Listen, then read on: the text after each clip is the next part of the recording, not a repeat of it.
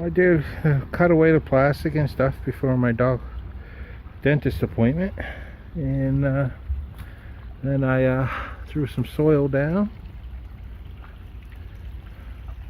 Got a couple of lights and an owl to sit up there. I'm gonna have to glue that in place or something. When the wind comes, that won't stay there. This is all seeded and watered. Along with that, over there is all seeded with different flowers and stuff. And I cut away a lot of stuff, but I noticed I had a lot of extra material right in this section here, so I folded it up and put some rocks on it. But what I might do is lower the pond down past the shallow end, do some digging here and extend the shallow end this way a little bit, and put my filter from the bottom up there up top here in a container just to the side here, and the container will have holes in the side and it will act similar to a skimmer. It's because it will pull water in, it will pull the junk into the box where the filter is, and it will act like a skimmer, and I'll have a net in there and it'll catch stuff. But I think that's the only thing I got left to do.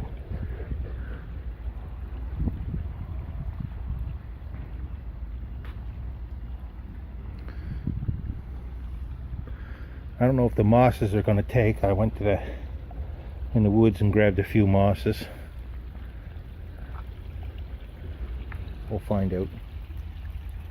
But yeah, I like it. I've got a little bit of soil in there right now in the water. Not very much, but he'll clean up. The filter will get all that.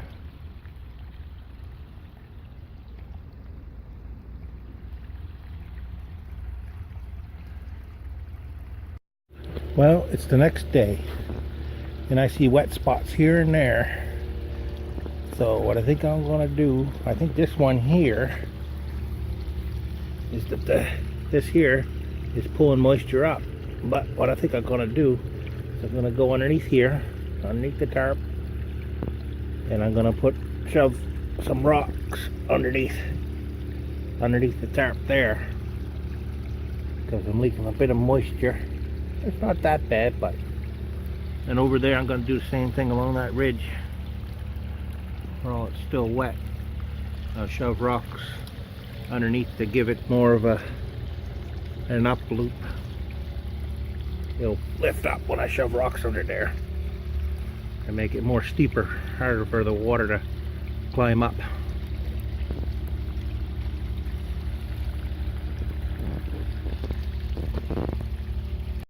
Well, proof on the fungus. See how I moved the fungus away from the side? See how it's dried up here now? It was acting like a wick and pulling the moisture up. Like here's some dirt in here. That's acting like a wick too. Probably pulling it up. But that's nothing to worry about, that little bit. Like I pulled the moss away from here and it's dried up here. Same with over there. It's all dried up. It was the moss acting like a wick. That's good to know. Well, I picked some plants up out of Aunt Lynn's pond. She says they grow like wildfire and spread everywhere. But in a small container, they can't spread very far. I just ripped a few out of the ground there. I'll give them a try in my pond, and I saved a little one. I'm going to clean it up and put it in one of my fish tanks. See how it goes in the house with it. I'm going to put some silica sand over top what you're looking at here.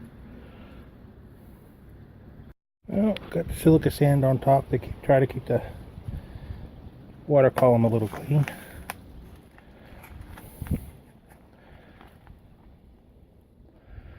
Try to drop this in the pond.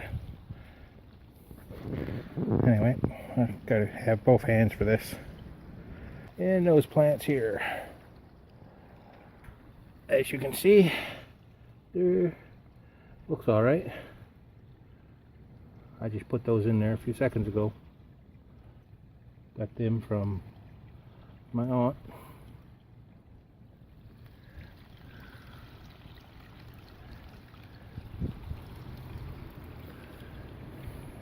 I think they'll be nice. I saved one small one for in the house.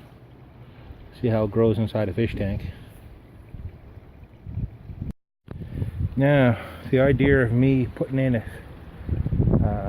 box here with a skimmer, I think I'm going to probably skip that, because if I do that and the pond water level lowers, I'll end up drying up my filter, and I don't want to do that. It's hard on the pump, it's hard on the UV light that's in there.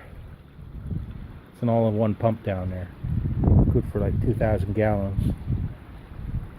It's a nice pump. As you can see, it does a nice job with the waterfall.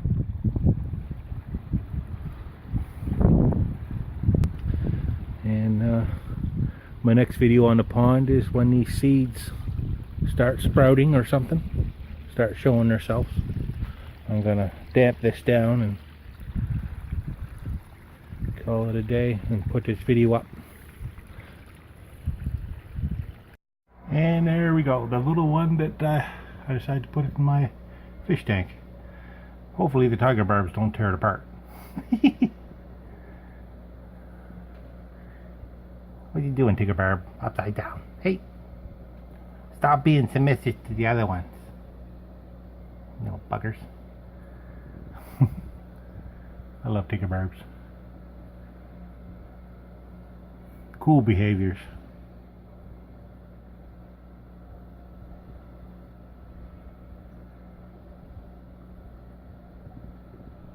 Yep.